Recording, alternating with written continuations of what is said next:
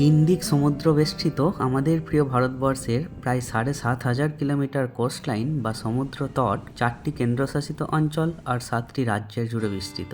রাজ্যগুলির মধ্যে গুজরাটের সমুদ্র তট সব থেকে বড়, আর এই লিস্টে উড়িষ্যা আসে ৬ নম্বরে। আমাদের এই পর্বে থাকছে ৪টি প্রধান শক্তিপীঠের একটি মা তারাতারিণীর মন্দির দর্শন, প্রায় 450 কিলোমিটার লম্বা উড়িষ্যার এই সমুদ্র তটের একটি নির্জন সি বিচ, আর থাকছে ঋষিকুল্যা নদীর মোহনায় গড়ে ওঠা প্রায় 250 বছরের পুরনো এই পোটাগড়া ফোর্ট থেকে স্পেকটাকুলার একটি সানসেট। চলুন আজকের ভিডিও শুরু করা যাক পাহাড়ের ওপর অবস্থিত মা তারাতারিণীর মন্দির থেকে। আমরা এসে গেছি তারাতারিণী মন্দির যে পাহাড়ে আছে সেই পাহাড়ের নিচে, আর এখানে একটা নতুন গেট তৈরি হচ্ছে আমার পিছনে। এই গেটটা তৈরি হচ্ছে, এই গেট থেকে ঢুকেই এই দিকে সামনে এখান থেকে বাস ছাড়ে। এই যে বাসগুলো দেখছেন, এই বাস 30 টাকা পার হেড ভাড়া, এই বাস ওপরে নিয়ে যায়। এছাড়াও মন্দিরে যাওয়ার জন্য সিঁড়ি আছে। ওপরে মন্দিরের চূড়াটা একটু দেখা যাচ্ছে, ওপর থেকে দারুণ সুন্দর একটা ভিউ আছে, পাশে নদী আছে, আর নদীর উল্টো দিকে এই জায়গাটার নাম পুরুষোত্তমপুর। তো আমার একটা খুব কাছের বন্ধু আছে পুরুষোত্তমপুরে, যার বাড়ি বাঁকুড়া জেলায়। তো পুরুষোত্তমপুর নামটা শুনলেই অ্যাকচুয়ালি তার কথা মনে এসে গেল। তার নাম অরণ্যদেব। আর এই ওপরে যাওয়ার জন্য এই বাস ছাড়াও অনেকে পায়ে হেঁটেও যায়।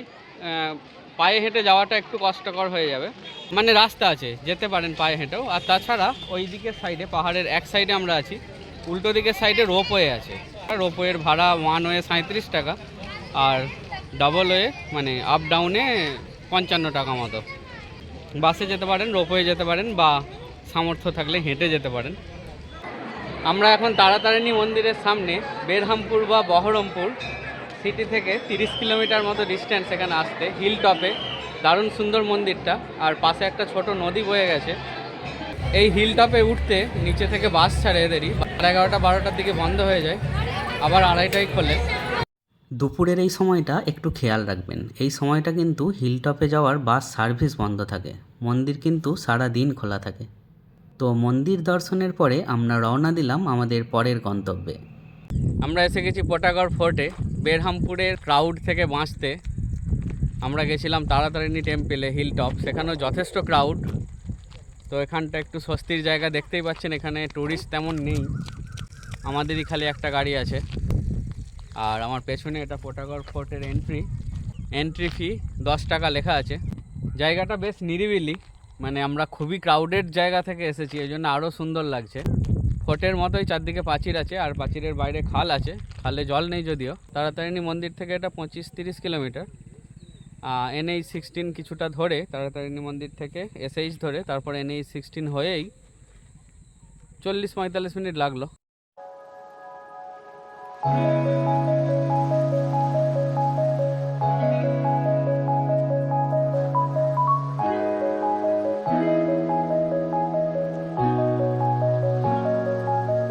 ফোর্টের ভেতরে এলাম আমরা, একদমই ভগ্নপ্রায় দশা, কিন্তু এরিয়াটা অনেক বড়। আর ওদিকে আমার পেছনে একটু ভিউ পয়েন্ট আছে, গিয়ে দেখি কীরকম ভিউ। প্রায় ভেঙে গেছে, কিন্তু খুবই শান্ত, যেমন বলছিলাম ক্রাউড থেকে এসে স্পেশালি আমাদের খুব ভালো লাগছে, আর ছবি তোলার মতো জায়গা। আমরা হেঁটে এলাম এতটা রাস্তা, আর এতটা রাস্তা পেরিয়ে যেটা দেখলাম সেই ভিউটা জাস্ট অসাধারণ। ঋষিকুল্যা রিভার এটা, তারাতারিণী মন্দির থেকে যে নদীটা দেখা যায় একই নদী এটা। এখন সানসেট হচ্ছে, দারুণ সুন্দর ভিউ, অসাধারণ ভিউ। আমরা একদম ঠিক টাইমে এসেছি।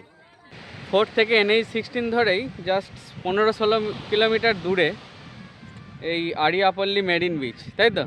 আড়িয়াপল্লী মেরিন বিচ মানে ভার্জিন বিচ বলা চলে, একদম ট্যুরিস্ট এখানে আরও কম, কিন্তু দারুণ সুন্দর জায়গা। মানে এখানে যদি একটা রিসর্ট থাকে, এটা একটা ট্যুরিস্ট অ্যাট্রাকশান হয়ে যাবে। একদম গ্রামের ভেতর দিয়ে ছোট রাস্তা, মানে ড্রাইভ করতে একটু কষ্টকর, রাস্তাটাও ভাঙা, কিন্তু পৌঁছে যাওয়ার পর ইটস ওয়ার্থ ইট, দারুণ সুন্দর।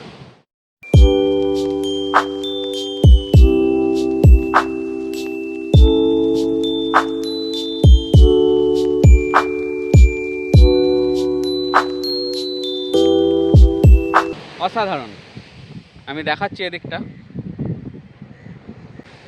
এখানে এন্ড অফ ডিসেম্বর বলে কিছু ট্যুরিস্ট আসছে, নাহলে এখানে একদমই ট্যুরিস্ট আসে না। NH-16 ধরে ভুবনেশ্বর থেকে ব্রহ্মপুর যাওয়ার পথে ট্যাম্পারা লেক জাস্ট পেরিয়ে 10 কিলোমিটার দূরে আড়িয়াপল্লী মেরিন বিচ। পিছনেও ড্রাইভেবল রাস্তা আছে, মেরিন রোড টাইপের একটা বানানো হচ্ছে পিছনের দিকে। অ্যাকচুয়াল মেরিন বিচটা কিন্তু ওই পিছনের দিকেই ছিল, আমরা মিস করে গেছি, আপনারা কিন্তু একদম মিস করবেন না। আমাদের আজকের এই পর্ব এই পর্যন্তই। ভালো থাকবেন, সুস্থ থাকবেন।